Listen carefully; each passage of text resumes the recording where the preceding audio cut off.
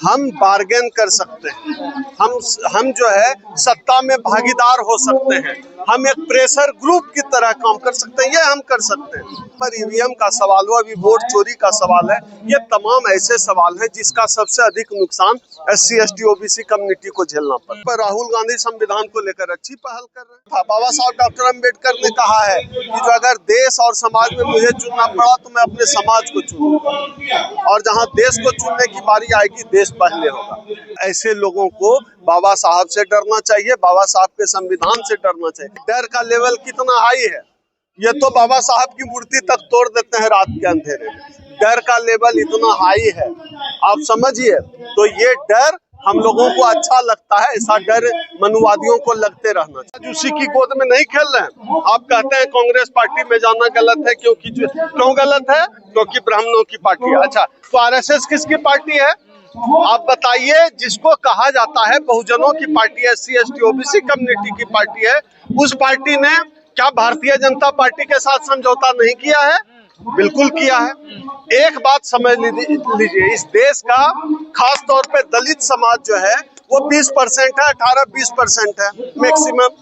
18-20% जो दलित समाज है, आप क्या उम्मीद करते हैं वो सत्ता में आकर प्रधानमंत्री बनेगा? मैं ऐसा नहीं मानता हूँ, यह बिल्कुल व्यवहारिक नहीं है। लेकिन बहुजन अलायंस का क्या होगा इसका? हम बार्गेन कर सकते हैं, हम जो है सत्ता में भागीदार हो सकते हैं, हम एक प्रेशर ग्रुप की तरह काम कर सकते हैं, ये हम कर सकते हैं। और बहुजन अलायंस की जहां तक बात है, सोशल लेवल का यह बहुजन अलायंस है। सोशल इशूज पर जो बहुजनों के सवाल हैं, जो SC ST OBC minority community के जो सवाल हैं, चाहे रिजर्वेशन का सवाल हो, चाहे प्राइवेटाइजेशन का सवाल हो, चाहे सरकारी नौकरियों को खत्म करने का सवाल हो, चाहे तमाम PSUs को बेचने का सवाल हो, चाहे देश भर में बढ़ते हुए दलित उत्पीड़न का सवाल हो, इन तमाम सवालों पर EVM का सवाल हो, अभी वोट चोरी का सवाल है, ये तमाम ऐसे सवाल हैं जिसका सबसे अधिक नुकसान SC ST OBC कम्युनिटी को झेलना पड़ता है। तो SC ST OBC कम्युनिटी अपने सवालों को लेकर, अपने हितों को लेकर एकजुट होकर आवाज संविधान बचा रहे हैं और राहुल गांधी भी बचा रहे हैं। बिल्कुल, तो कोई रोक है क्या? संविधान, राजनीतिक तौर पर राहुल गांधी संविधान को लेकर अच्छी पहल कर रहे हैं। क्यों, आप बताइए। एक पार्टी संविधान पर हमला कर रही है, दूसरी पार्टी अगर संविधान बचा रही है तो गलत क्या है? हमको तो ऐसा चाहिए, इस देश का SC ST OBC तो ऐसा समाज चाहता है जहां जो सत्तारूढ़ पार्टी है वो भी संविधान के पक्ष में खड़े हो। लेकिन यहाँ उल्टा हो रहा है। इस देश का प्रधानमंत्री संविधान की शपथ लेकर प्रधानमंत्री चुनता है और संविधान के हर पन्ने की धज्जियां उड़ा दी जाती है। आज देखिए, अभी election commission of India constitutional body है, अभी क्या हालत कर दी है इलेक्शन कमीशन ऑफ इंडिया की। कहीं है पूरा वोटों की चोरी हो रही है बेशर्मों की तरह। एक जो है कमिश्नर जो है वो शेरो शायरी करता था, दूसरा जो कमिश्नर अभी ज्ञानेश कुमार आया है, ये फिल्मी डायलॉग मारे जा रहे हैं जो है प्रेस कॉन्फ्रेंस में, किसी पत्रकार के सवाल का जवाब नहीं दे रहे हैं, फिल्मी डायलॉग मार रहे हैं। भाई यहाँ क्या कर रहे हो? इतना अच्छा फिल्मी डायलॉग लिखते हो तो चले जाओ बम्बई सिनेमा का डायलॉग लिखो, भोजपुरी सिनेमा का डायलॉग लिखो। ये देश का बेड़ा गर्क क्यों कर रहे हो इलेक्शन कमिश्नर बन के? राहुल गांधी बिहार में गए और कह रहे हैं संविधान जो है ये भारत माता है। बिल्कुल ठीक कह रहे हैं। संविधान भारत माता तो राजनीतिक दल के तौर पे वो बोल रहे हैं, लेकिन हम दलितों पे संविधान कब से भारत माता बन? नहीं, आप एक उपमा दे रहे हैं। आप भाव में एक सम्मान प्रकट करते हुए उपमा देते हैं। जैसे बहुत लोग कहते हैं कि बाबा साहब डॉक्टर अम्बेडकर हमारे लिए भगवान है, तो उपमा हम देते हैं बाबा साहब डॉक्टर अम्बेडकर को, वो हमारे लिए सब कुछ है। तो संविधान को लेकर जो है राहुल गांधी जी ने ये उपमा दी है, गाली तो नहीं दे रहे हैं। यहाँ तो सत्ता में वो लोग बैठे हुए हैं जिन्होंने इस देश में संविधान को, इसी दिल्ली में अभी हम जहाँ खड़े हैं, यहाँ 2-4 किलोमीटर के रेडियस में जाने कितनी बार इन लोगों ने संविधान की प्रतियां जलाई है, जाने कितनी बार बाबा साहब का पुतला जलाया है इन्होंने। तो इस स्थिति में अगर कोई संविधान को कोई भारत माता कहे, कोई बाबा साहब को भगवान कहे तो स्वागत है।